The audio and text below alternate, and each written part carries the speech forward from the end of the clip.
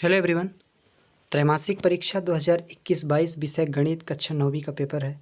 इसके सही question answer आपको बताएंगे। तो चलिए देखिए, पहला प्रश्न है, सही विकल्प चुनकर लिखिए। निम्नलिखित में से कौन सी परिमेय संख्या है? तो जो आ, बा और सा में दी हुई संख्या हैं तीनों ही परिमेय संख्या हैं, तो इसका सही आंसर द नंबर हो जाएगा उपरोक्त सभी। दूसरा है, निम्नलिखित में बहुपद है, तो इसका स नंबर हो जाएगा x² + 3x। तीसरा देखेंगे, निम्नलिखित में से कौन सी परिमेय संख्या 1 और 2 के बीच है? इसका सही आंसर है स नंबर 4/3।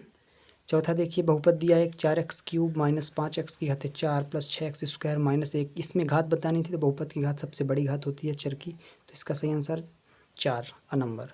पाँचवा बहुपद 1 - 2x का शून्यक है, तो 1 - 2x का शून्यक निकालेंगे तो प्लस में हो जाएगा 1/2। √a + √b दिया है, √a - √b दिया है, तो a + b a - b का फार्मूला लगाएंगे तो a² - b², रूट हट जाएगा तो a - b इसका सही आंसर हो जाएगा। रिक्त स्थानों की पूर्ति कीजिए में देखिए, सबसे छोटी प्राकृत संख्या 1 है, इसका सही आंसर 1 है। बहुपद शून्य को शून्य बहुपद कहा जाता है, इसका सही आंसर 0 हो जाएगा।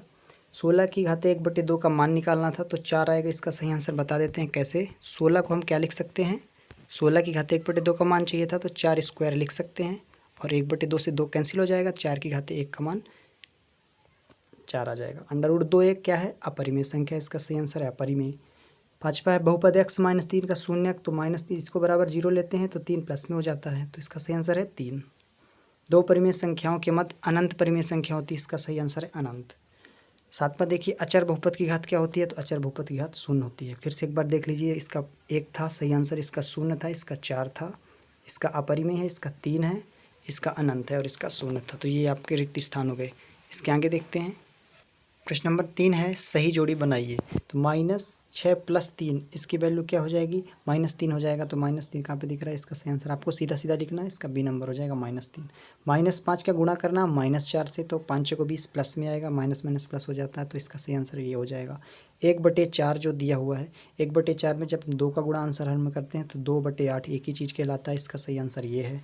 2/10 2/100 है, तो इसका भाग लगाते हैं तो 0.02 आएगा, इसका सही आंसर सी हो जाएगा, इसको सी से मिलाना था। 0.1 को 1/10 लिख सकते हैं जब हम इसको आंसर में बदलेंगे तो, और -2 का -2 से जब हम भाग लगाते हैं तो 1 बचता है, इसका सही आंसर ये हो जाएगा। तो ये सही जोड़ी भी हो गई आपकी। प्रश्न नंबर 4 में देखिए, निम्नलिखित प्रश्नों के उत्तर एक शब्द या एक वाक्य में लिखिए। तो इसके उत्तर देखिए, पहला है, बहुपद 7x² - x³ + 7x - 4 की घात बतानी, तो घात देख लीजिए, सबसे बड़ी घात 3 दिख रही है, तो बहुपद की घात क्या हो जाएगी 3। 5 √5 और 2 √5 का गुणनफल करना, तो बाहर करेंगे तो 5 दूनी 10 और √5 का √5 से केवल 5 आएगा, तो 10 × 5 करेंगे तो कितना आ जाएगा आपका 10 50 हो जाएगा, इसका सही आंसर। बहुपद दिया था x³ - 3x² + 2x + 4 में x² का गुणांक देखेंगे तो -3 दिख रहा है, इसका गुणांक हो जाएगा -3। 1/7 और 2/7 के बीच एक परिमेय संख्या लिखना था, तो हम 2 का गुणा कर देते हैं क्योंकि हमको एक ही परिमेय संख्या चाहिए, तो 2/2 का गुणा करेंगे दोनों में, तो ये बनेगा 1/7 बनेगा 2/14, और इसमें 2 का करेंगे तो 2 दूनी 4/14 बनेगा, तो इसके बीच देख लीजिए आप 3/14 दिख रहा है, इसका सही आंसर हो जाएगा 3/14। पाँचवा देखिए, -3 से छोटा कोई एक पूर्णांक लिखिए। -3 से छोटा पूर्णांक एक संख्या हम बताए थे, बड़ी ले लेना है और माइनस लगा देना, ये सब बड़े पूर्णांक छोटे पूर्णांक कहला जाते हैं।